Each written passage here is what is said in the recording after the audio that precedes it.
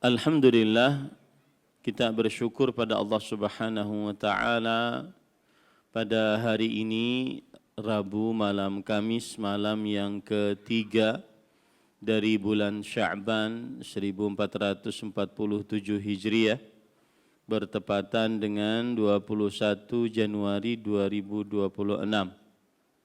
Kita kembali duduk bersama di Masjid Imam Syafi'i Banjarmasin, Kalimantan Selatan dalam sebuah kajian Islam intensif seputar pembahasan fikih puasa untuk menghadapi bulan Ramadan 1447 Hijriah yang penuh dengan berkah. Salawat dan salam semoga selalu Allah berikan kepada Nabi kita Muhammad sallallahu alaihi wa ala alihi wasallam, pada keluarga beliau, para sahabat serta orang-orang yang mengikuti beliau sampai hari kiamat kelak. Dengan nama-nama Allah yang husna dan sifat-sifatnya yang ulia, kita berdoa, Allahumma inna nas'aluka ilman nafi'an wa rizqan tayyiban wa amalan mutaqabbala. Allahumma amin. Ahibati fillah, afani Allah wa iyyakum. Bapak, Ibu, saudara-saudari jamaah Masjid Imam Syafi'i Banjarmasin, Kalimantan Selatan yang saya cintai karena Allah. Semoga Allah Subhanahu wa taala selalu memberikan afiat kepada kita di dunia dan di akhirat. Pada kesempatan yang lalu kita sudah membahas nomor 1 definisi puasa secara bahasa dan secara istilah syariat. Kemudian juga nomor 2 rukun puasa, pembahasan pertama yaitu menahan diri dari segala hal yang membatalkan puasa, dan pembahasan kedua mencakup seluruh waktu penahanan berpuasa. Kemudian pada kesempatan kali ini kita membahas nomor 3 yaitu syarat-syarat berpuasa. Dan di antara syarat-syarat berpuasa yang sudah kita pelajari adalah yaitu syarat Islam. Di dalamnya terdapat permasalahan-permasalahan fikih. Di antaranya yaitu hukum mengqadha bagi orang yang kafir asli jika dia masuk Islam. Apabila puasanya tertinggal dari puasa-puasa yang wajib saat dia kafir, maka kita katakan jika seorang kafir asli masuk dalam agama Islam, maka tidak wajib baginya untuk mengqadha dari apa yang telah lalu dari puasa-puasa wajib selama masa kekufurannya. Kemudian juga kita sudah menyebutkan hukum mengqadha orang kafir apa yang telah berlalu dari bulan Ramadan jika dia telah masuk Islam di tengah-tengah bulan Ramadan. Maka kita katakan jika seorang kafir masuk dalam agama Islam di tengah-tengah bulan Ramadan, juga tidak wajib baginya mengqadha hari-hari yang telah lalu dari bulan Ramadan tersebut dengan kesepakatan mazhab fikih yang 4. Kemudian kita juga sudah membahas tentang apabila seorang kafir masuk ke dalam bulan Ramadan di tengah hari bulan Ramadan, maka hendaknya dia berpuasa di sisa hari dari bulan tersebut. Hendaklah dia berpuasa di sisa hari dari bulan tersebut. Kita juga sudah bahas tentang jika seorang kafir masuk dalam agama Islam di tengah hari dari bulan Ramadan, maka wajib baginya menahan sisa harinya. Jika dia masuk tengah hari, maka setengah hari keduanya dia wajib menahan sampai terbenam matahari. Kita juga sudah membahas tentang jika seorang kafir masuk dalam agama Islam pada tengah hari bulan Ramadan, maka hari itu tidak wajib baginya untuk mengqadha puasanya kalau dia di awal hari tidak berpuasa. Kemudian kita juga sudah membahas tentang jika seorang yang murtad masuk kembali dalam agama Islam, tidak ada kewajiban baginya mengqadha atas apa yang telah berlalu dari puasanya selama masa kemurtadannya. Kemudian kita juga sudah membahas tentang jika seorang murtad masuk dalam agama Islam, maka wajib baginya berpuasa untuk mengqadha hari-hari yang mana dia sebelum murtadnya. Wajib baginya mengqadha yang mana hari-hari sebelum murtadnya. Kemudian terakhir berkaitan dengan syarat Islam ini, barang siapa yang murtad di tengah hari puasa, batal puasanya dan dia wajib mengqadha hari tersebut jika masuk dalam agama Islam. Ini permasalahan-permasalahan yang sudah kita bahas pada syarat-syarat keislaman. Dan kita katakan syarat Islam adalah syarat sah dan syarat kewajiban. Kemudian syarat yang kedua yaitu syarat baligh. Syarat baligh adalah syarat wajibnya berpuasa. Dan di bawahnya terdapat berbagai macam permasalahan fikih.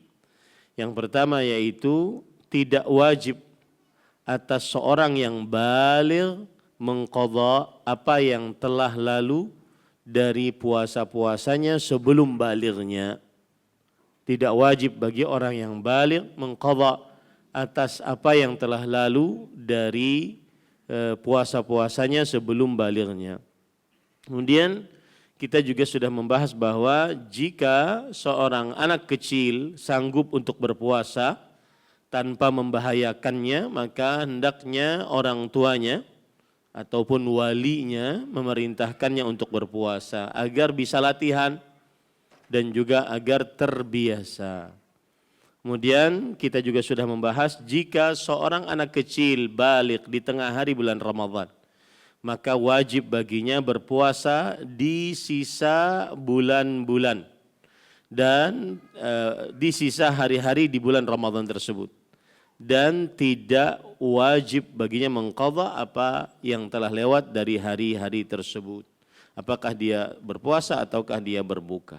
Terakhir, syarat yang berkaitan dengan permasalahan syarat baligh ini adalah jika seorang anak kecil baligh di tengah hari bulan Ramadan dan dia dalam keadaan berbuka, maka wajib baginya untuk menahan harinya tersebut dan tidak wajib baginya untuk mengqadhanya. Ini adalah syarat yang kedua.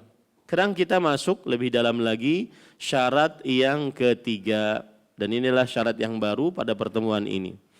Taib, para ikhwan yang dirahmati oleh Allah, syarat yang ketiga adalah berakal. Maka syarat akal adalah syarat wajib berpuasa. Yang tidak berakal tidak wajib berpuasa. Ingat baik-baik, syarat akal adalah syarat wajib berpuasa. Yang tidak berakal tidak wajib berpuasa. Dalilnya adalah hadis riwayat Imam Ahmad, kemudian Imam Ad-Darimi, kemudian juga Imam Abu Daud dan yang lainnya dari Aisyah radhiyallahu anha, anna Nabiy sallallahu alaihi wasallam qaal rufi'al qalamu an thalath, 'anil naimi hatta yastayqidh, wa 'anil sabi hatta yahtalim, wa 'anil majnuni hatta ya'qil.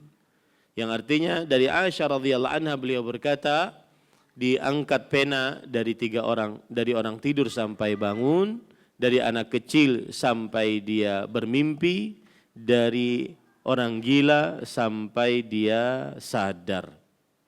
Dalam riwayat yang lain, 'anil ma'tuh sampai hatta ya'qil. Al-ma'tuh itu adalah orang yang lemah akalnya, ya, anil ma'tuh. Al-ma'tuh ada yang mengatakan itu adalah kalau dalam bahasa Indonesianya yaitu ada yang mengatakan al-ma'tuh adalah seorang yang hilang akalnya, demensia, ya, atau disabilitas intelektual, ya, orang yang mengalami keterbelakangan mental.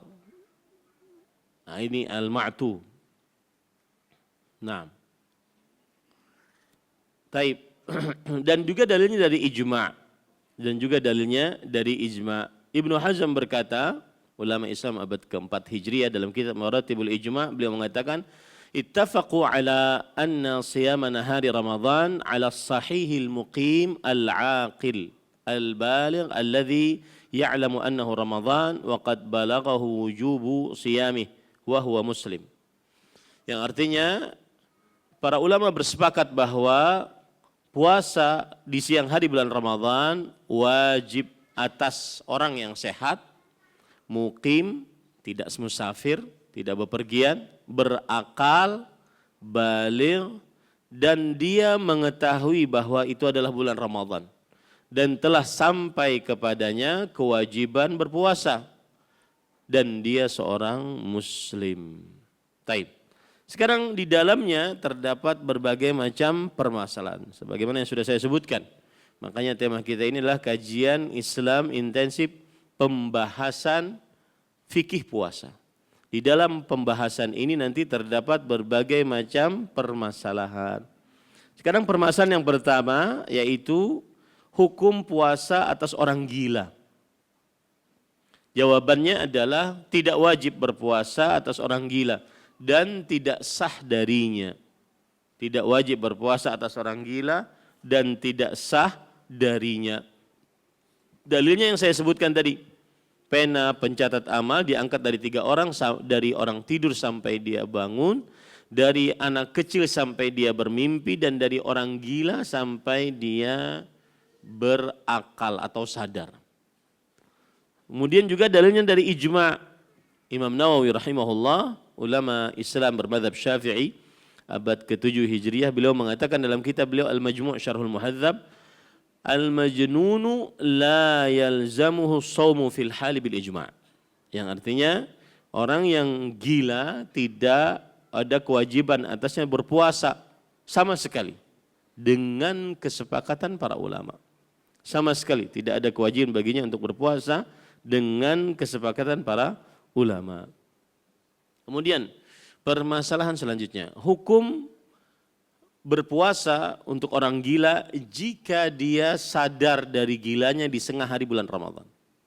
Jika dia sadar dari gilanya di tengah hari siang bulan Ramadan, maka jawabannya adalah jika seorang gila sadar di tengah hari siang bulan Ramadan, maka wajib baginya untuk menahan sisa hari pada hari itu. Menahan makan, minum, bersetubuh dan seluruh yang membatalkan puasa di sisa harinya. Dan ini adalah mazhab Hanafi.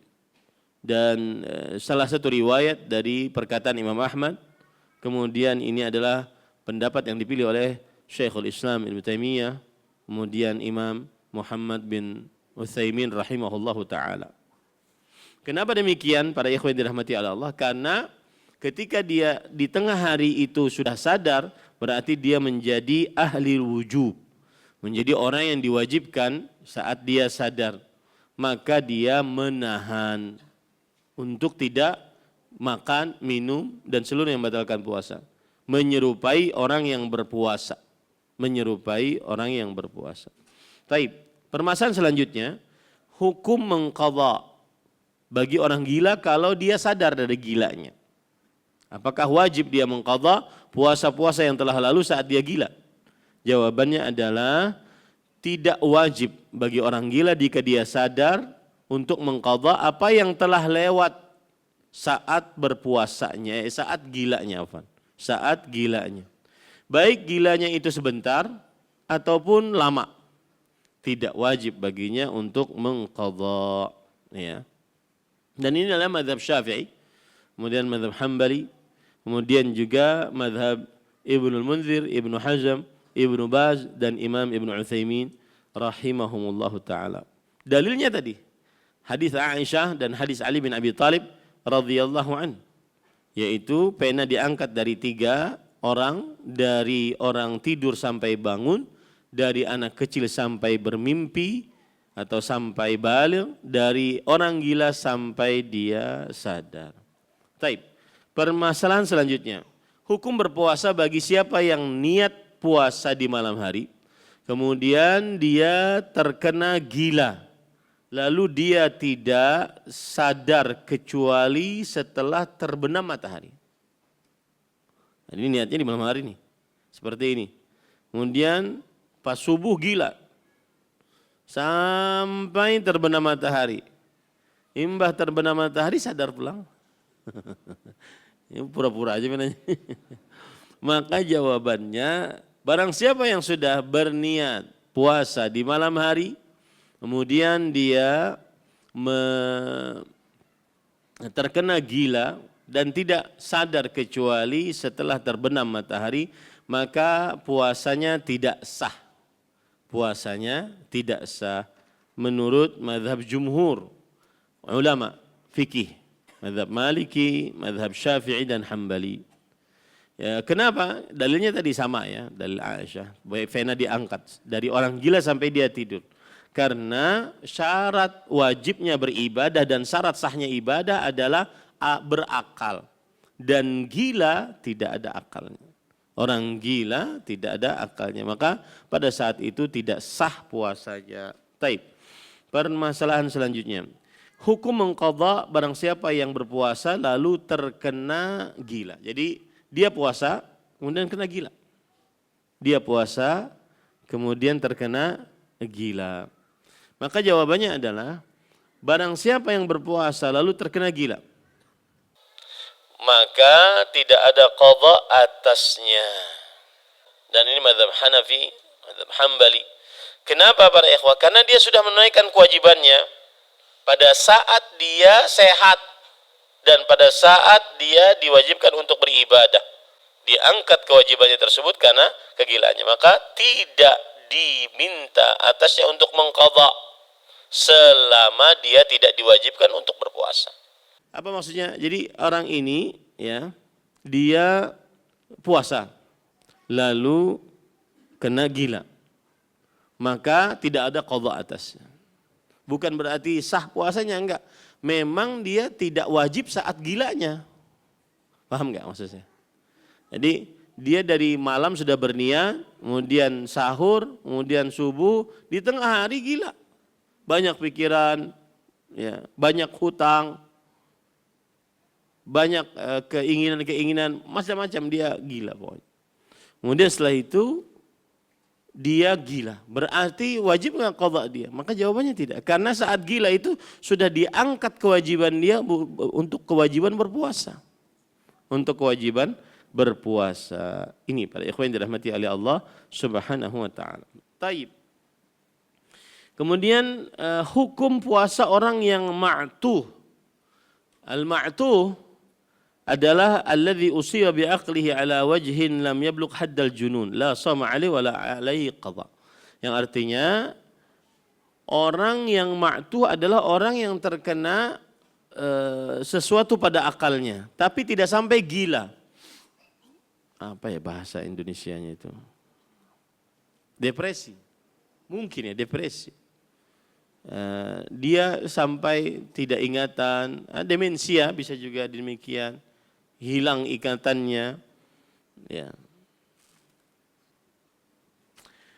Orang idiot, ya, orang yang idiot, orang yang ya idiot lah, ya, tapi tidak sampai kepada derajat gila. Maka bagaimana orang yang seperti ini? Jawabannya adalah orang yang idiot, maka tidak ada kewajiban puasa atasnya.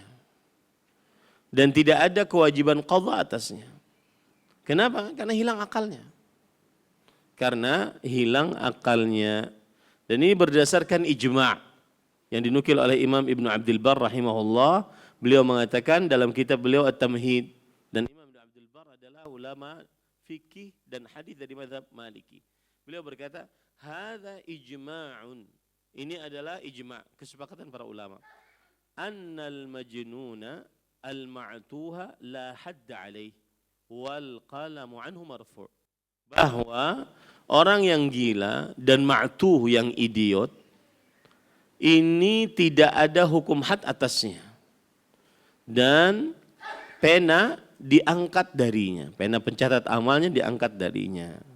Nah, kenapa demikian? Karena dikiaskan dengan majnun. Al-ma'tuh dikiaskan dengan majnun. Artinya kedudukannya sama dengan orang gila. Kedudukannya sama dengan orang gila. Taib. Ada lagi istilah lain yaitu al-kharaf. Ada lagi istilah lain yaitu al-kharaf.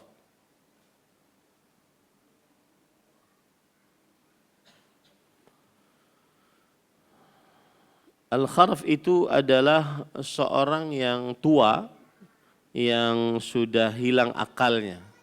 Apa? Pikun. Tua yang hilang akalnya, pikun. Ya, ini adalah al-kharaf. Apa hukum berpuasa orang yang kharaf? Ini para ikhwan yang dirahmati oleh Allah Subhanahu wa taala. Maka jawabannya sama. Orang yang pikun, kharaf bahasa Arabnya, tidak ada kewajiban atasnya berpuasa dan tidak ada kewajiban atasnya mengqadha. Tidak ada kewajiban atasnya berpuasa, tidak ada kewajiban atasnya mengqadha. Imam Ibn Baz dan Imam Ibn Utsaimin rahimahullah memilih pendapat ini. Imam Ibn Utsaimin berkata, "Fal mahdhari ay al-mukharrifu la yajibu alaihi shaum wa la it'am badalah li faqdil ahliyah wa hiya al-aql." Di dalam kitab beliau Asy-Syarhul Mumti', beliau berkata, orang yang pikun tidak wajib atasnya berpuasa dan juga tidak usah membayar fidyah sebagai gantiannya. Kenapa? Karena dia kehilangan kapabilitas untuk berpuasa, yaitu berakal. Kehilangan kapabilitas untuk berpuasa yaitu berakal. Nah, dan alasannya juga sama dengan disamakan dengan orang gila, karena hilang perasaannya, hilang ingatannya dan seterusnya. Taib. Kemudian permasalahan selanjutnya yaitu hukum orang yang berniat berpuasa. Kemudian dia pingsan sepanjang siang. Berniat berpuasa, artinya niat puasanya dari malam. Lalu pingsan sepanjang siang sampai maghrib. Apa hukumnya? Maka jawabannya adalah jika pingsannya tersebut sepanjang siang, dari mulai terbit fajar sampai terbenam matahari, maka dia tidak sah puasanya dan wajib mengqadha hari itu. Kenapa? Siapa yang tahu jawabannya? Enggak. Kembalikan kepada rukun. Apa rukun pertama kita? Harus mencakup seluruh waktu puasa. Harus mencakup seluruh waktu puasa. Sedangkan orang yang pingsan dari mulai terbit fajar kedua sampai terbenam matahari, dia tidak berpuasa namanya itu. Pingsan ngarannya. Ya, dia tidak berpuasa, tetapi itu ngarannya siup. Maka para ikhwan yang dirahmati Allah tidak sah puasanya, wajib mengqadha. Dan ini mazhab Maliki, mazhab Syafi'i, mazhab Hambali. Bahkan dinukilkan ijma' atasnya sebagaimana dinukilkan oleh Imam Ibnu Qudamah dari mazhab Hambali dalam kitabnya Al-Mughni bila mengatakan wa mata fasada as-shaumu bihi ay bil ighma fa'ala al-mughma alaihi al-qadha'u bila khilaf alimnahu. Yang artinya kapan puasanya itu rusak karena pingsan, maka wajib mengqadha atas orang yang pingsan. yang seharianan itu. Ya. Tanpa ada khilaf yang kita ketahui. Kenapa demikian para ikhwah? Para ulama mengatakan di antaranya Al-Buhuti dalam kitab Kashfus Al-Qina, li'anna as-sawma imsakun 'anil mufathirat ma'an niyyah wal mughna 'alaihi faqad al-imsak al-mudhafa ilaihi niyyah. Karena yang namanya puasa itu adalah orang yang menahan makan, minum dan seluruh yang membatalkan puasa disertai dengan niat. Sedangkan orang yang pingsan niatnya hilang. Kada sadar. Paham ini pada ikhwah? Kenapa orang yang pingsan sepanjangan hari batal puasanya, kemudian tidak sah puasanya dan wajib dia mengqadha di lain hari. Apa dalil wajib mengqadhanya? Surat Al-Baqarah ayat 185. Allah Subhanahu wa taala berfirman, "Faman kana minkum maridan aw 'ala safar fa'iddatu min ayyamin ukhra." Barang siapa yang sakit atau bepergian, maka dia wajib mengganti di lain hari. Ini berarti wajib mengganti di lain hari. Taib. Kemudian permasalahan selanjutnya adalah jika dia berniat berpuasa, kemudian dia pingsan beberapa waktu di siang hari. Tidak seluruh siang. Di beberapa waktu saja. Maka jawabannya adalah puasanya sah dan tidak ada qadha atasnya. Puasanya sah dan tidak ada qadha atasnya. Ini mazhab Syafi'i dan mazhab Hambali. Kenapa demikian? Karena puasa adalah menahan dari segala yang membatalkan puasa disertai dengan niat. Nah, selama dia masih sadar sebagian siangnya, berarti masih ada niat darinya. Nah, itu dia.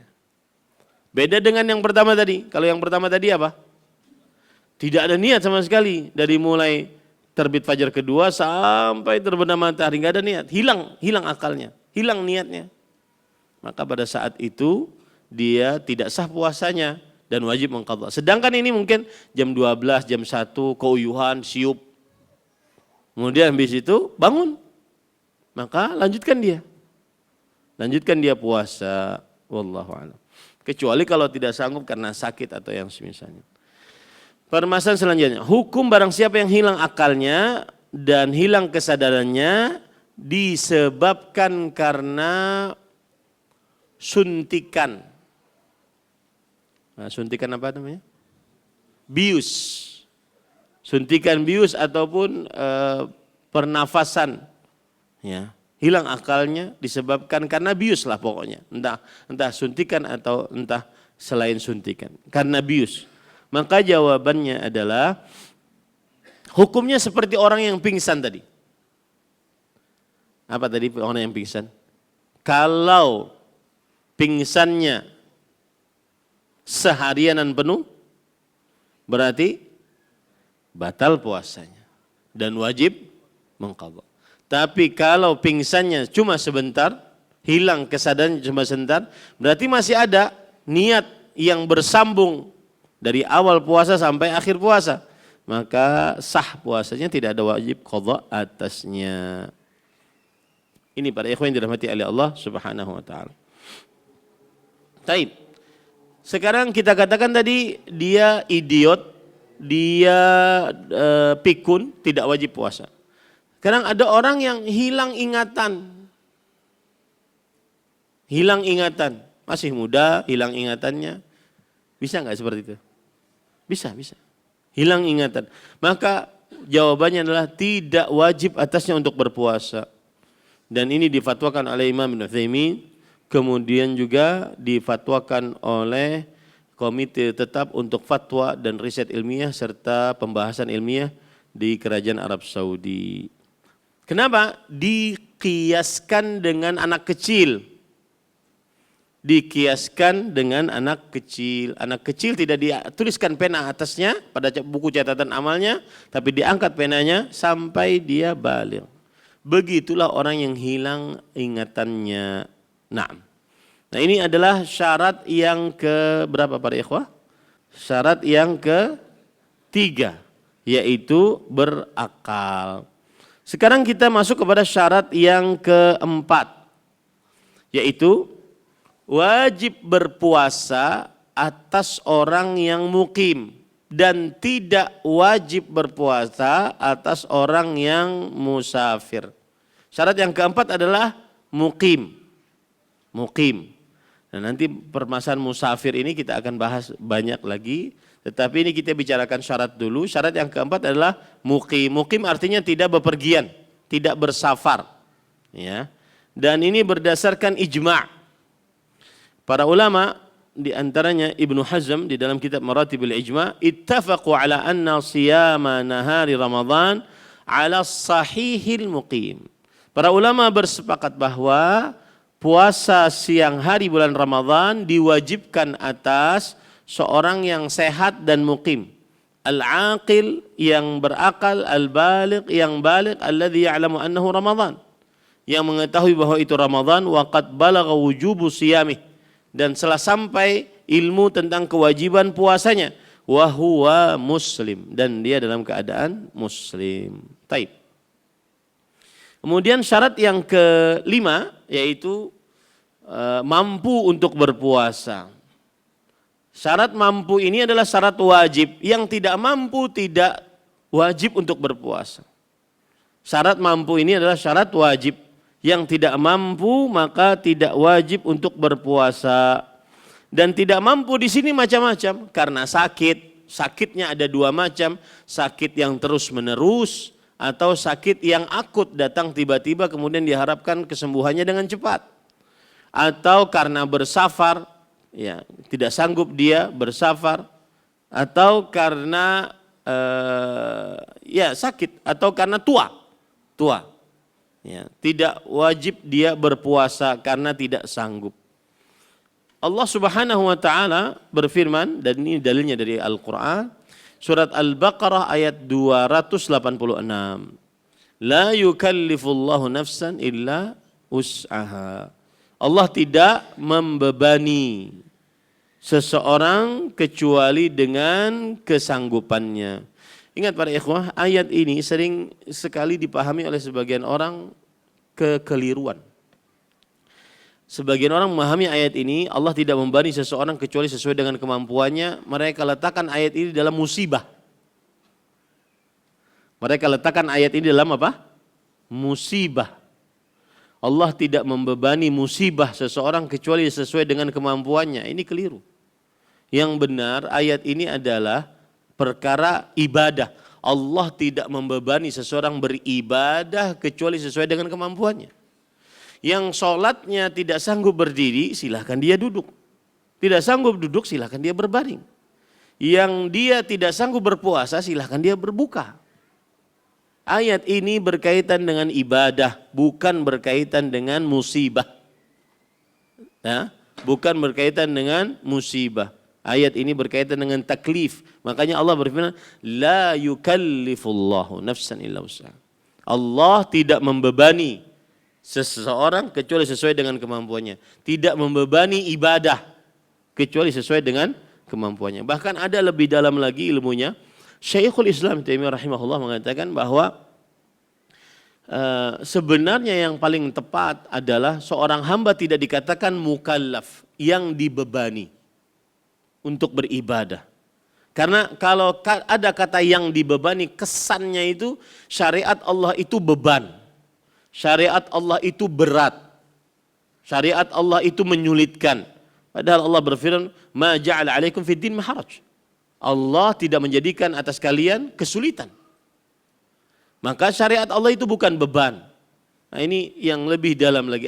Agar kita saat sholat, saat berpuasa kelak, saat berhaji, mengeluarkan uang untuk berhaji, berumrah, itu tidak merasa beban. Tetapi merasa ini adalah kewajiban. Ini adalah pengabdian. Ini adalah ketundukan. Nah, itu lebih afdal dibandingkan dia disebut sebagai taklif, pembebanan, atau mukallaf. Kita ini sebagai seorang mukallaf. Bagi ulama fikih ya, bahwa hamba ini mukallaf gitu. Kita ini mukallaf, orang yang dibebani tanggung jawab untuk beribadah kepada Allah Subhanahu. Tapi kalau disenggol kolbunya, maka sebenarnya yang paling tepat kita ini adalah hamba Allah.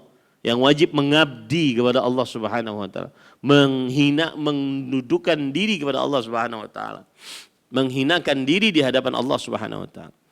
Nah, ini diambil dari kata apa tadi? La yukallifu, kallafa yukallifu taklif. Ya, taklif. Maka yang benar pemahaman terhadap ayat ini Al-Baqarah 286 adalah bahwa ayat ini berkaitan dengan ibadah, beban ibadah. Ayat ini berkaitan dengan ibadah, bukan berkaitan dengan apa? Dengan musibah. Nanti kan ada orang misalkan istrinya cerai, dia dicerai suaminya dapat yang baru lagi dan seterusnya. Beban kan? Maka sang ustaz mengatakan la yukallifullah nafsan illa usaha. Allah tidak membebani kecuali sesuai dengan kemampuan. Ini keliru. Ya, ini keliru. Tetapi yang dimaksud dalam ayat ini adalah Allah tidak membebani ibadah kecuali sesuai dengan kemampuan. Dan ayat ini adalah min mahasinil Islam. Ayat ini termasuk kebaikan dari kebaikan-kebaikan Islam. Yang tidak sanggup untuk berpuasa, maka boleh dia tidak berpuasa. Asalkan benar-benar tidak sanggup, sakit, kemudian bersafar, kemudian sudah tua renta, tidak sanggup untuk berpuasa, maka boleh tidak untuk berpuasa. Nanti dilihat apakah dia mengqadha di lain hari, apakah dia membayar fidyah, tergantung bagaimana ketidaksanggupannya. Dan ini semua menunjukkan bahwa indahnya agama Islam. Dan ini menyanggah pendapat orang kalau berpegang teguh dengan Islam, hidup sulit, hidup tersempit, hidup enggak enak, enggak nyaman. Ini keliru besar. Allah berfirman dalam Al-Quran, "Man 'amila salihan min dzakarin aw untha wa huwa mu'min, falanuhyiyannahu hayatan thayyibah, wa lanajziyannahum ajrahum bi ahsani ma kanu ya'malun." Barang siapa yang beramal saleh, baik laki-laki ataupun perempuan, dalam keadaan dia beriman, maka sungguh kami akan berikan kepadanya kehidupan yang baik.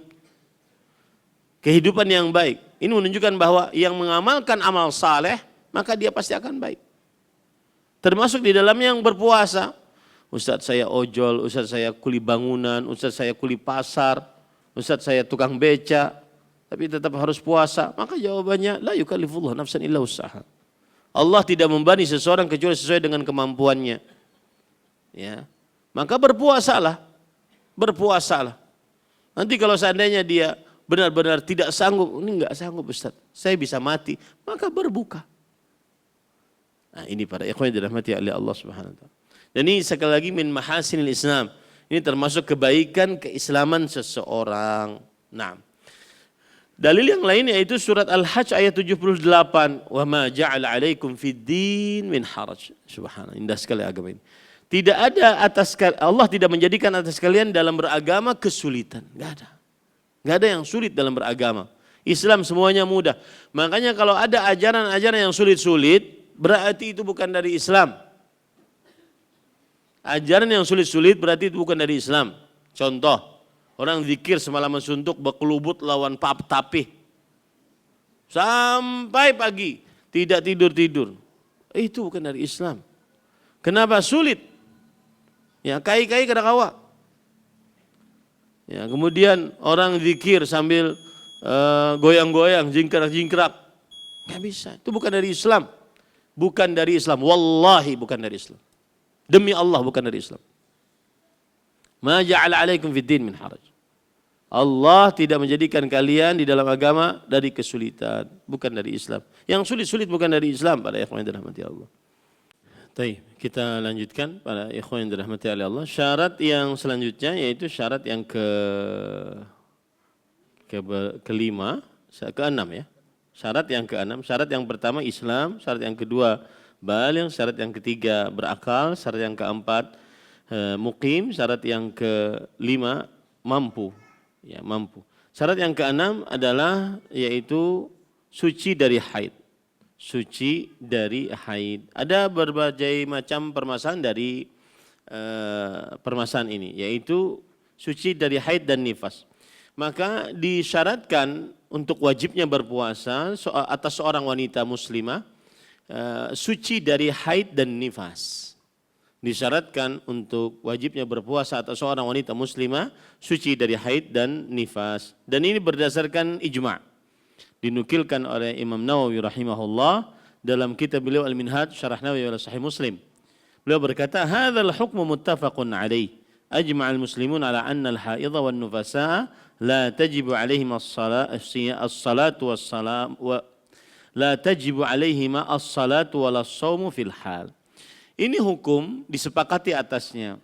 Para ulama kaum muslimin bersepakat bahwa wanita yang haid dan nifas tidak wajib atas mereka berdua sholat dan puasa sama sekali. Tidak wajib atas mereka sholat dan puasa sama sekali. Nah, tapi para ikhwan yang dirahmati oleh Allah, permasalahan-permasalahan yang di bawah ini adalah yang pertama, diharamkan berpuasa baik puasa wajib atau puasa sunnah atas wanita yang haid dan nifas. Dan tidak sah puasa keduanya. Dan wajib bagi keduanya untuk mengqadha. Ini permasalahan pertama. Diharamkan berpuasa atas wanita yang haid dan nifas dan tidak sah puasanya dan wajib mengqadha. Keduanya wajib untuk mengqadha. Dalilnya ijma' yang sudah saya sebutkan tadi. Kemudian yang kedua adalah hukum menahan sisa hari jika seorang wanita yang haid suci di tengah hari bulan Ramadan. Suci jam 10 siang. Maka sisa harinya 11, 12 sampai jam 6 sampai maghrib itu wajib menahan atau tidak? Karena dia sudah suci. Maka jawabannya adalah jika seorang wanita yang haid dan nifas suci di tengah hari bulan Ramadan, maka terjadi ikhtilaf di antara para ulama. Nah, di sini saya menyebutkan ikhtilaf. Dari tadi saya tidak menyebutkan ikhtilaf. Kenapa? Berarti itu khilafnya kuat. Ya, berarti khilafnya kuat. Pendapat yang pertama adalah wajib dia untuk menahan. Dari mulai jam 10 tadi. Menahan makan, minum, dan bersetubuh dari seluruh yang membatalkan puasa. Sampai terbenam matahari. Dan ini mazhab Maliki Syafi'i. Dan salah satu pendapat dari riwayat Imam Ahmad. Dan inilah pendapat Imam Ibn Utsaimin rahimahullah. Apa dalil mereka? Karena kata mereka, karena tidak ada dalil atas kewajiban ya. Ini pendapat yang pertama apa saya katakan tadi? Tidak harus menahan. Pendapat yang pertama tidak harus menahan. Pendapat yang pertama tidak harus menahan. Kenapa? Karena tidak ada dalil atas kewajiban menahan. Dan juga tidak ada faedah untuk menahan. Lalu dari awal dia tidak puasa karena haid. Lalu dari awal dia tidak puasa karena haid dan nifas. Tidak ada kewajiban dia untuk menahan. Kemudian yang ketiga, karena dia juga mengqadha di lain hari nantinya. Untuk apa dia nahan? Lalu dia di lain hari mengqadha. Ya, ini para ikhwan yang dirahmati oleh Allah Subhanahu wa taala. Baik, pendapat yang kedua adalah wajib menahan. Dan ini mazhab Hanafi. Dan ini pendapat Imam Ibnu Baz rahimahullah. Kenapa? Karena bagi mereka wanita yang haid dan nifas kalau sudah suci di tengah hari, dia menjadi ahli apa? Ahli wujub, ahli kewajiban untuk berpuasa. Nah, terjadilah khilaf di sini. Ustaz lebih condong kemana? Karena biasanya kan orang awam, pokoknya umpat Ustaz aja gini dah. Maka saya lebih condong kepada pendapat yang pertama. Bahwa tidak ada kewajiban untuk mengqadha. Yang paling utama enggak ada dalilnya. Kemudian yang kedua, dia memang dari awal tidak berpuasa. Yang ketiga, dia mengqadha di lain hari. Maka enggak ada kewajiban dia untuk menahan. Nah, ini saya lebih condong kepada pendapat ini. Wallahu a'lam. Tapi terakhir dalam masalah ini, hukum seorang wanita menelan obat-obatan penahan haid agar bisa berpuasa sebulanan penuh tanpa terputus dengan haid. Maka para ikhwan yang dirahmati oleh Allah Subhanahu wa taala, jika yang ditanya apakah boleh atau tidak, jawabannya boleh. Jawabannya adalah boleh. Mengkonsumsi obat untuk menahan haid atau mengakhirkan haid agar bisa berpuasa sebulanan penuh. Agar bisa berpuasa sebenarnya dengan syarat yaitu aman, tidak berbahaya bagi kesehatannya. Yang kedua, dia harus izin dengan suaminya. Kemudian yang ketiga adalah berdasarkan keputusan orang yang ahli di dalam bidangnya, yaitu para dokternya. Tapi kalau ditanya mana yang lebih afdal, maka yang lebih afdal, yang sewajarnya lebih afdal. Karena Allah Subhanahu wa taala menetapkan haid bagi seorang wanita muslimah kemudian mewajibkan qadha atasnya di lain hari, itu adalah sebuah syariat yang di dalamnya terdapat hikmah bagi seorang wanita muslimah.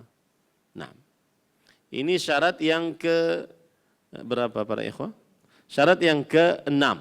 Syarat yang ke-7, nah ini dia. Syarat yang ke-7 ini niat. Ustaz, kenapa niat termasuk syarat? Bukankah dia rukun? Maka jawabannya, saya sudah menyebutkan pada pertemuan sebelumnya, bedanya rukun dengan syarat. Rukun adalah juz, bagian dari ibadah tersebut. Sedangkan syarat adalah di luar ibadah tersebut.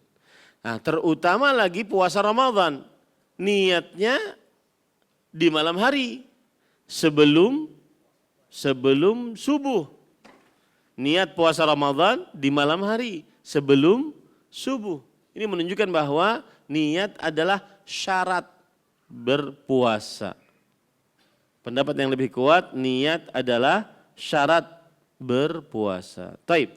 Di bawah ini, para ikhwan yang dirahmati oleh Allah Subhanahu wa taala, ada berbagai macam permasalahan-permasalahan yang berkaitan dengan niat. Yang pertama adalah hukum niat di dalam puasa. Jawabannya adalah wajib. Niat di dalam puasa hukumnya adalah wajib. Tidak sah puasa tanpa niat. Dengan kesepakatan mazhab fikih yang 4, bahkan dinukilkan ijma' atasnya. Imam Ibnu Qudamah rahimahullah berkata, wa jumlatuhu annahu la yasihu shaumun illa biniyah ijma'an fardhan kana aw tatawwu'an. Dan ringkasannya adalah bahwa tidak sah puasa kecuali dengan niat, dengan kesepakatan para ulama. Baik itu puasa wajib ataupun puasa sunnah. Dalilnya dari Al-Qur'an, dari hadis Rasul sallallahu alaihi wasallam, yaitu innamal a'malu binniyat wa innamal likulli imrin ma nawa. Sesungguhnya setiap amalan-amalan dengan niatnya, dan setiap orang akan mendapatkan sesuai dengan apa yang ia niatkan. Maksud dari hadis ini adalah innamal a'malu binniyat. Sesungguhnya amalan tergantung niatnya. Sesungguhnya amalan sah atau tidak tergantung niat. Kemudian yang kedua, sesungguhnya amalan berpahala atau tidak tergantung niat. Itu maksud daripada ayat atau hadis ini, riwayat Bukhari dan Muslim. Taib.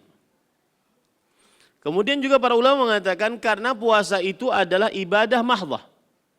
Ibadah yang memang berfokus kepada mengerjakan perintah. Mengerjakan perintah. Ibadah mahdhah namanya. Maka pada saat itu memerlukan niat seperti sholat, ibadah mahdhah. Nah, kemudian para ikhwan yang dirahmati oleh Allah Subhanahu wa taala, niatlah yang membedakan antara menahan makan minum karena diet, menahan makan minum karena puasa. Ya, menahan makan minum karena diet, menahan makan minum karena puasa. Maka di situ hukum niat adalah tidak sah puasa tanpa niat. Taib. Permasalahan selanjutnya, hukum meniatkan puasa di malam hari. Hukum meniatkan puasa di malam hari. Maka jawabannya adalah untuk puasa Ramadan wajib meniatkan puasa di malam hari sebelum terbit fajar kedua, yaitu sebelum waktu subuh.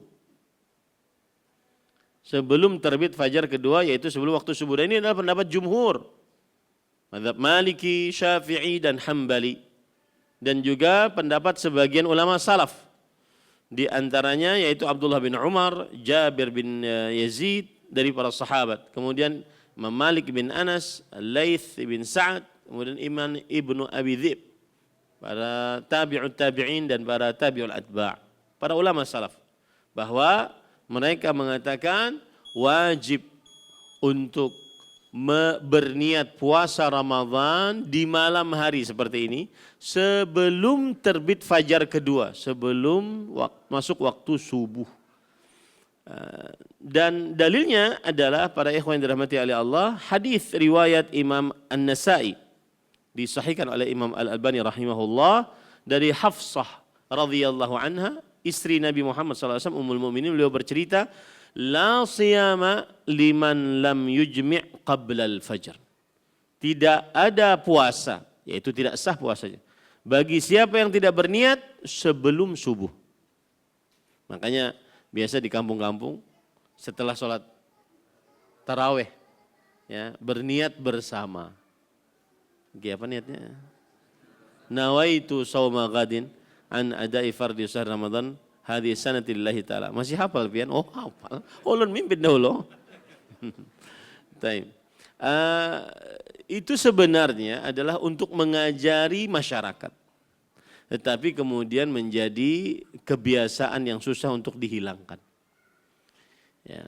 Dan niat, nanti kita akan bicarakan di sini. Niat mahalluhal qalb. Niat itu tempatnya di dalam qalbu. Ya, bukan dilafadzkan dengan lisan. Nah, tapi para ikhwan yang dirahmati oleh Allah, permasalahan selanjutnya, hukum memperbaharui niat di setiap malam dari bulan Ramadan. Hukum memperbaharui niat di setiap hari, di setiap malam bulan Ramadan. Maka terjadi khilaf di antara para ulama. Lihat sekarang, saya kalau sudah menyebutkan khilaf, berarti itu khilafnya apa? Kuat.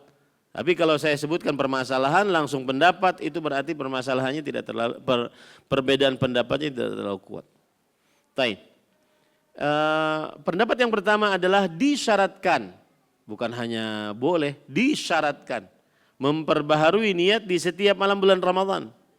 Dan ini pendapat jumhur, pendapat mazhab Hanafi, Syafi'i dan Hambali. Karena dalilnya secara umum tadi, innamal a'malu bin niat. Sesungguhnya amalan tergantung niatnya. Dan niat wajib diperbaharui setiap malam. Kenapa? Nih perhatikan, ini alasan mereka. Li'annahu ibadah mustaqillah musqitah li fardhi waqtiha. Karena dia adalah ibadah tersendiri yang mewajibkan untuk kewajiban pada saat itu. Yang mewajibkan untuk kewajiban pada saat itu. Jadi menurut mereka ini puasa Ramadan itu setiap hari perlu niat. Setiap hari perlu niat. Ya, setiap hari perlu niat. Kemudian para ikhwan yang dirahmati oleh Allah Subhanahu wa taala, mereka juga memakai qiyas, yaitu analogi bahwa bulan Ramadan itu seperti sholat 5 waktu. Bulan Ramadan seperti sholat 5 waktu, ya. Maka setiap sholat memerlukan niat. Setiap sholat memerlukan niat. Ada sholat subuh perlu niat sholat subuh. Ada sholat zuhur perlu niat sholat zuhur. Seterusnya seperti itu. Tapi pendapat yang kedua adalah yang diperlukan niat adalah di awalnya saja.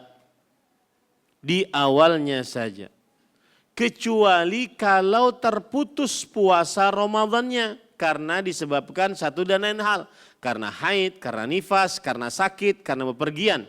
Maka kalau seandainya ingin berpuasa lagi setelah berbuka, dia perlu niat lagi untuk melanjutkan puasa selanjutnya. Paham? Contoh, dari tanggal 1 sampai tanggal 15 wanita berpuasa. Dari tanggal 1 dia sudah berniat berpuasa. Maka cukup di awal pertama saja dia puasa, untuk puasa. Nah, tanggal 15 sampai tanggal 20 dia haid, ya. Maka terputus kan? Maka nanti tanggal 21 dia perlu niat baru untuk melanjutkan puasanya. Nah, ini pendapat yang kedua. Dan inilah pendapat mazhab Maliki, kemudian pendapat dari Imam Zufar dari mazhab Hanafi, kemudian juga pendapat dari Imam Ibnu Utsaimin rahimahullahu taala. Kenapa? Lihat alasan mereka. Li'anna shaum al-mutatabi' kal ibadah al-wahidah. Karena namanya puasa Ramadan itu enggak ada orang puasa cuma sehari. Pasti sebulan. Pasti sebulan. Enggak ada orang punya puasa sehari, pasti sebulan. Maka dia bagaikan satu ibadah sekaligus. Satu ibadah sekaligus. Nah ini para ikhwan yang dirahmati oleh Allah Subhanahu. Mun pian ustadznya pilih pendapat yang mana? Hah? Maka jawabannya saya lebih condong kepada pendapat yang kedua. Saya lebih condong kepada pendapat kedua. Dan ini pendapat mazhab Imam Malik dari mulai dulu saya ngajar di sini.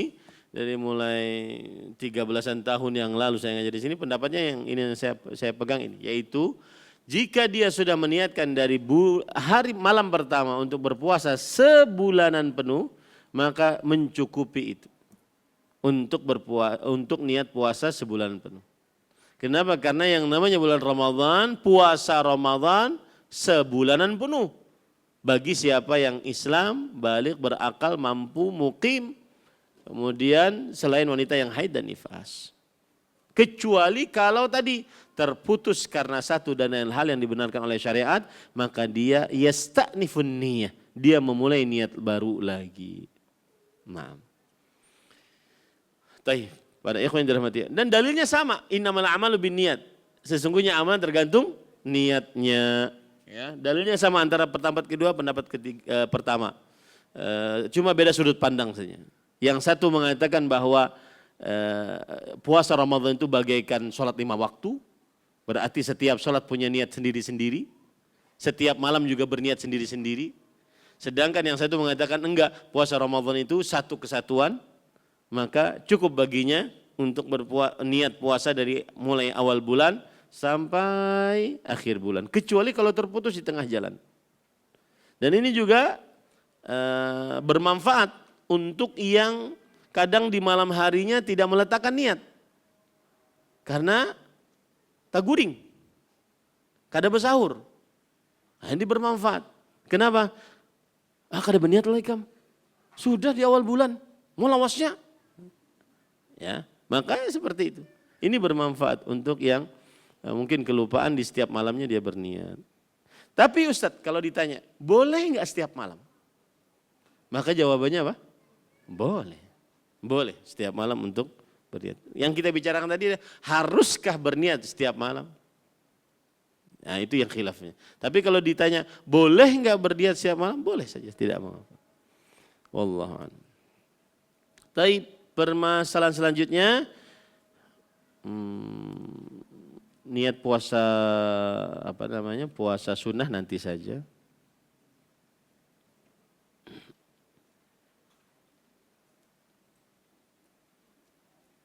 Nah, permasalahan selanjutnya para ikhwan yang dirahmati oleh Allah Subhanahu wa taala, hukum berpuasa barang siapa yang berniat di suatu hari dari bulan Ramadan lalu dia meniatkan untuk memutuskan puasanya. Baru niat, belum minum. Baru niat. Maka jawabannya, barang siapa yang berniat di hari dari bulan Ramadan, dia memutuskan puasanya, maka berarti puasanya terputus dan tidak sah darinya. Baru niat. Contoh, di malam pertama dia sudah berniat. Saya akan berpuasa sebulan penuh. Dalam hati ya. Cuma pinanya tanggal 15 barat nih. Kada puasa. Maka kalau dia tidak memperbaiki niat itu. Berarti tidak sah puasanya. Berarti tidak sah puasanya. Barang siapa yang berniat di suatu hari dari bulan Ramadan. Untuk tidak berpuasa. Maka puasanya terputus dan tidak sah baginya. Wajib mengqadha. Tetapi wajib menahan hari itu. Wajib menahan hari itu. Kenapa Ustaz wajib menahan? Ya karena kewajiban. Tapi kan kada sah. Ya karena niat pian. Niat pian tidak berpuasa. Maka inilah pentingnya niat. Innamal a'malu binniyat. Nah.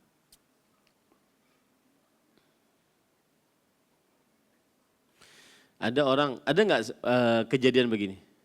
Hukum puasa orang yang ragu-ragu, batal kadalah. Ada nggak itu? Ada. Maka bagaimana puasanya orang yang seperti ini? Jawabannya adalah barang siapa yang ragu-ragu dalam memutuskan niatnya berpuasa, maka puasanya tidak batal selama tidak bertekad untuk membatalkannya. Apalagi sampai minum. Selama tidak bertekad, kalau sudah tekad saja batal puasanya. Tapi kalau hanya batal kadalah. Ada kan begitu? Ada nggak orang seperti itu? Batalkan kada nih? Harus segit. Jar tukang, batalkan kadalah? Pinanya kuat aja bang. Karena jam 2, batal kadalah? Ya. Maka selama seperti itu saja, tidak batal puasa. Tapi kalau sudah, aku hendak batal. Jam 3 batal kada tahan lagi dah. Mulai saat itu batal dia. Paham ini para ikhwah? Itu namanya ada istilah an-niyah dengan al-azm. Niat adalah apa yang terbesit di dalam qalbu, kemudian azm adalah kekuatan niat tersebut, tekad untuk melakukan hal yang sudah diniatkan tersebut. Nah, wallahu a'lam. Nah, ini yang syarat-syarat berpuasa. Habis waktu ya. Ulun hendak masuk kepada kesunahan dan adab-adab berpuasa.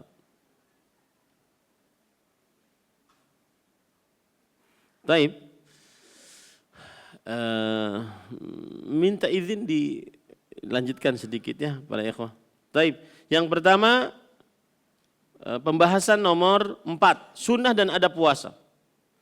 Pembahasan pertama, adab-adab yang berkaitan dengan berbuka puasa. Adab-adab yang berkaitan dengan berbuka puasa. Ada beberapa adab saja. Yang pertama para ikhwan yang dirahmati oleh Allah, disunnahkan menyegerakan berbuka puasa jika sudah terbenam matahari. Disunnahkan menyegerakan berbuka puasa jika sudah terbenam matahari. Ingat ya, jika sudah terbenam matahari, jangan disegerakan sebelum terbenam. Ada orang menyegerakan berbuka. Kenapa? Ustadz mengajari di mana? Di Masjid Imam Syafi'i. Maka jawabannya tidak. Disunnahkan menyegerakan berbuka puasa jika sudah terbenam matahari. Dalilnya adalah hadis riwayat Bukhari Muslim dari Sahal bin Sa'ad radhiyallahu an, Rasul sallallahu alaihi wasallam bersabda, la yazalun nasu bi khair ma'ajjalul fitr. Masih saja manusia dalam kebaikan selama menyegerakan berbuka. Taib. Kemudian permasalahan selanjutnya. Nah, ini penting nih. Hukum berbuka bagi yang dia menyangka dengan prasangkaan besar sudah terbenam. Tapi belum pasti. Apabila itu. Nah, itu tadi malam saya kajian di hadapan santri saya.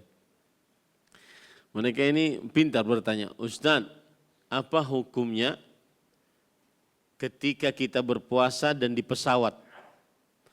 Kemudian hujan, kan kita tidak bisa melihat matahari. Hujan, kan kita tidak bisa melihat matahari. Kapan kita berbukanya? Nah, ini jawabannya. Boleh berbuka jika prasangkaan besar kita matahari sudah terbenam. Jika prasangkaan besar kita matahari sudah terbenam. Ini pendapat mazhab fikih yang 4. Ya. Dan ini pernah terjadi zaman Rasul sallallahu alaihi wasallam. Dari Asma binti Abi Bakar radhiyallahu anhuma, beliau berkata, "Aftarna ala ahdi Nabi sallallahu alaihi wasallam yauma ghaim, thumma tala'ati syams." Subhanallah. Kita berbuka di zaman Rasul SAW dari berpuasa dalam keadaan penuh dengan awan gelap. Pas habis buka, matahari masih ada. Maka sah puasanya para ikhwan yang dirahmati oleh Allah Subhanahu wa taala dan tidak ada kewajiban dia untuk mengqadha. Nah, ini permasalahan adab yang pertama. Adab yang kedua yaitu yang berkaitan dengan sahur. Yang berkaitan dengan sahur. Sahur kalau pakai sinnya dikasih harokat fathah, sahur, maka itu maksudnya adalah makan sahur. Kalau suhur pakai dhammah itu makanannya. Ya, makanannya. Lontong, nasi kuning, ya, kurma. Suhur pakai su. Kalau sahur makannya, perbuatan makannya. Itu bedanya antara sahur dengan suhur. Di hukum bersahur, hukumnya adalah sunnah. Hukumnya adalah sunnah. Kenapa? Karena berdasarkan perintah Rasulullah SAW melalui ucapannya dan perbuatannya. Rasulullah SAW bersabda, "Tasahharu fa inna fis sahuri barakah." Bersahurlah kalian, sesungguhnya di dalam bersahur terdapat berkah. Ya. Kemudian para ikhwan yang dirahmati oleh Allah Subhanahu wa taala, disunnahkan untuk mengakhirkan sahur selama tidak dikhawatirkan terbit fajar kedua. Disunnahkan untuk mengakhirkan sahur selama tidak terbit fajar kedua. Hadisnya riwayat Imam Bukhari Muslim bahwa Anas bin Malik radhiyallahu anhu meriwayatkan, Zaid bin Thabit meriwayatkan annahum tasahharu ma'an Nabi sallallahu alaihi wasallam thumma qamu ila shalah. Yang artinya Zaid bin Thabit bercerita, kami pernah bersahur bersama Rasulullah SAW. Kemudian kami bangun untuk mendirikan sholat. Lalu Anas bertanya, kam bainahuma? Berapa antara sahur kalian dengan adzan? Lihat, makanya ada perkataan para ulama ini menarik. Mudah-mudahan menyenggol hati kita semua agar perhatian dengan waktu. Ya. Anna salaf la ya'rifuna al-awqat. Para ulama salaf dulu nggak tahu jam 1, jam 2, jam 3 nggak ada. Mereka tahunya menghitung waktu dengan baca Quran. Contohnya ini. Anas bin Malik bertanya kepada Zaid bin Thabit, berapa jarak antara sahurnya Rasul sallallahu alaihi wasallam dengan apa? Dengan azan subuh. Maka Zaid bin Thabit bercerita, qadru 50 ayah. Selama orang baca 50 ayat Al-Quran. Lihat, mereka ukurannya dengan baca Quran. As-salaf la ya'rifuna as-sa'ah. Para ulama salaf tidak mengetahui waktu. Mereka tahunya waktu itu berapa, baca Qurannya berapa? 50 ayat, 60 ayat, sekitar itu. 50 ayat, 60 ayat. Kalau Anda melihat 50 ayat, 60 ayat itu sekitar 2,5 lembar. 2,5 lembar 15 menit. Kira-kira. Ini pelajaran bagi kita bahwa para ulama salaf enggak main-main. Hidupnya enggak main-main. Enggak nongkrong-nongkrong, kebanyakan nge-gym, kebanyakan main ini, main itu, main ini, main itu. Para ulama salaf senantiasa memperhatikan waktu dengan benar-benar perhatian. Ini pada ikhwan yang dirahmati oleh Allah Subhanahu wa taala. Taib, apa yang diutamakan untuk bersahur? Diutamakan bersahur adalah dengan kurma. Kurma yang disebut dengan kurma tamar. Kurma yang disebut dengan kurma tamar. Kurma yang seperti ini kira-kira ya, pada ikhwan yang dirahmati oleh Allah. Kurma tamar, kurma yang kering. Kenapa? Karena akan lama diproses oleh pencernaan kita sehingga masih memberikan kekuatan kepada kita. Ya. Ada sebagian orang bilang ke saya, Ustadz, buka puasa itu sunnahnya dengan kurma, rutab, tapi wajibnya dengan gorengan. Ini tidak boleh seperti itu ya para ikhwah.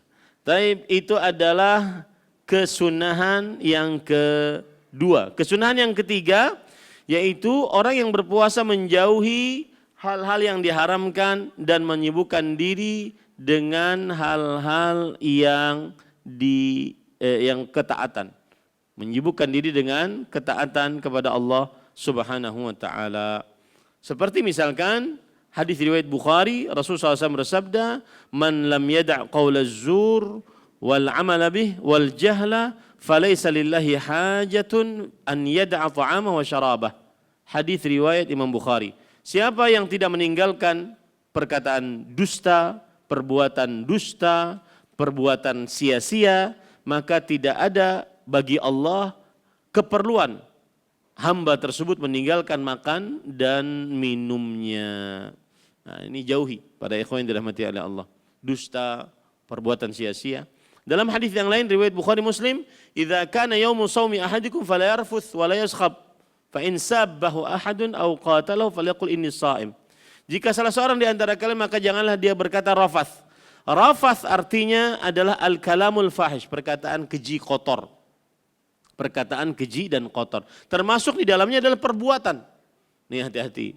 Di zaman puasa jangan sering scroll yang haram, yang rafath. Maka ditakutkan nanti tidak ada nilai puasanya. Wala yaskhab, as-sakhab al-khisam ma'as-siyah, yaitu bertengkar sambil berteriak-teriak. Sambil berteriak-teriak sebagaimana yang ditafsirkan oleh Al-Hafidh Ibnu Hajar Al-Asqalani rahimahullah. Ini adab yang ketiga bagi orang yang berpuasa. Adab yang keempat adalah apabila diajak orang bertengkar maka ucapkan aku sedang berpuasa. Tapi jangan menampar. Saya sedang berpuasa, habis itu sudah silahkan ya, tinggalkan. Ini adab yang keempat. Ya, adab yang keempat. Taib. Itu saja beberapa adab yang bisa kita yang keempat. Ya. Yang kelima, sikap orang yang berpuasa ketika diundang makan. Ini berlaku pada puasa sunnah ya. Puasa wajib jangan. Ya, puasa. Jadi tidak kita bincangkan. Alhamdulillah selesai pembicaraan nomor 4, sunnah dan adab puasa. Insya Allah pada pertemuan yang akan datang kita bahas dari nomor 5 dan selanjutnya. Wallahu a'lam wa sallallahu nabiyana Muhammad walhamdulillah rabbil alamin.